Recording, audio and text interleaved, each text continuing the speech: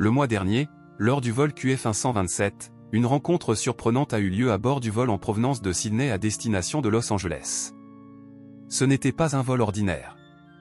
Emmanuel Macron, le président de la République française, s'est retrouvé face à un homme d'affaires arrogant, qui n'avait aucune idée de qui il était.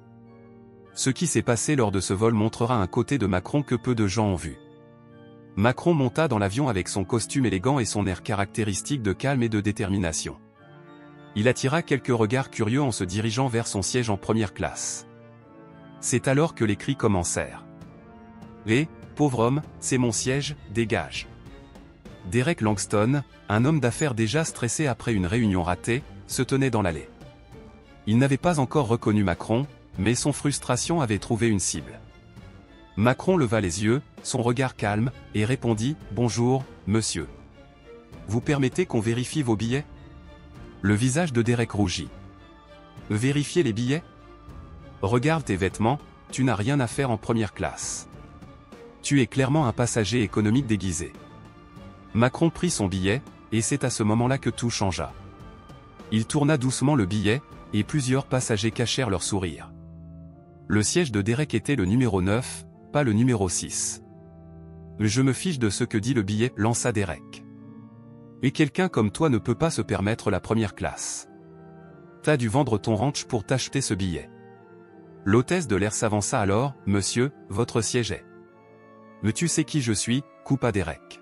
« Je suis Derek Langston, PDG de Langston Enterprises. » Sa voix trembla légèrement. Les nouvelles économiques du matin avaient été sévères pour lui, un contrat de 50 millions de dollars venait de s'effondrer. Macron ajusta sa veste avec une sérénité naturelle et répondit calmement, « La vie a une manière de nous enseigner l'humilité, monsieur Langston. » Derek, furieux, répliqua, « J'ai construit mon empire à partir de rien, et je ne vais pas écouter des conseils d'un président qui ne sait rien du monde des affaires. » Macron fixa Derek droit dans les yeux.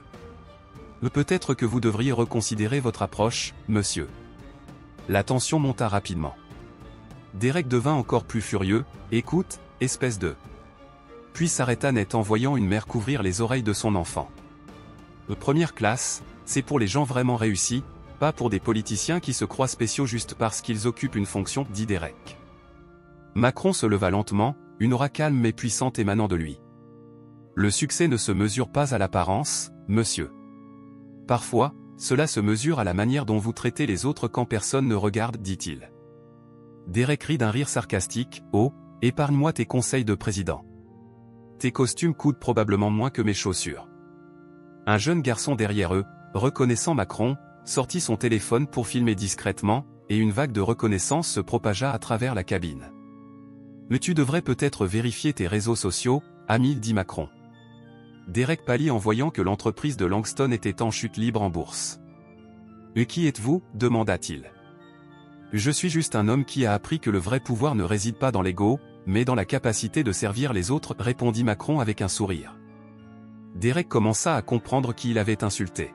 « Ce n'est pas possible, » dit Derek. « Et Emmanuel Macron ne s'habille pas comme ça. » Macron lui expliqua calmement, « Je n'ai pas besoin d'un costume de haute couture pour savoir qui je suis. » Les passagers se mirent à sourire et à filmer l'instant. Derek se rendit compte qu'il était face à un leader mondial, une personnalité politique respectée. Le vrai succès ne réside pas dans l'apparence, mais dans la manière dont vous traitez les autres, dit Macron. Derek était figé dans l'allée, son arrogance brisée. Il avait insulté un homme qui était non seulement un leader mondial, mais aussi une personne d'une grande humilité.